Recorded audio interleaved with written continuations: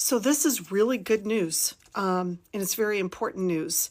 And I hope that the less than the majority of Trump voters who adore and love Putin and Russia because they're in a cult and they were told to, are listening. So economists around the world who study what's going on around the world, including Russia, are saying Russia is on the verge of an economic collapse because they chose to invade an innocent country. Their economy now, Russia's economy, has now become a military economy. It's all military expenses waging this war. This year alone, Russia will have spent $385 billion on this war. This has caused a collapse in the economy. They now are short 5 million workers across the country because professionals are fleeing the country and others are being pulled into this war. And this one's for MAGA too, because they became inflation experts under Biden's economy, apparently.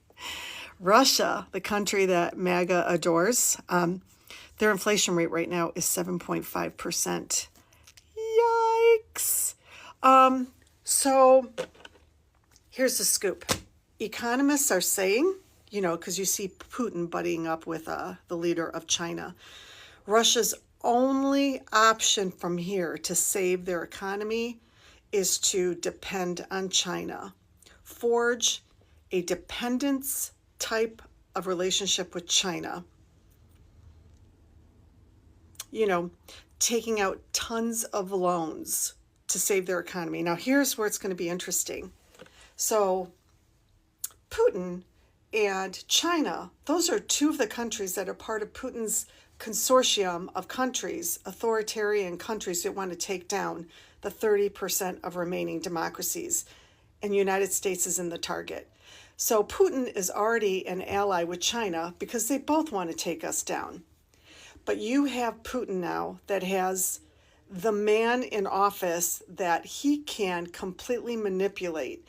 And he's already found a whole lot of Trump appointees and other Republicans who are crooked that he can manipulate as well. So the question is, in Putin's effort to save his country, his economy, what is he going to get from Donald Trump? We already know that Putin and his vice president put out in public that now that they helped Donald Trump win, it's payback time. Do you remember that? So the question is, how much of our tax dollars is Trump going to steal to hand over to Putin to help them save their country? I mean, that is probably another huge reason Putin wanted him in office. So while MAGA is sitting there talking and complaining about paying, 75 cents more for a dozen eggs incessantly for 4 years, take a look at our tax dollars and how they're going to be just handed off to Putin.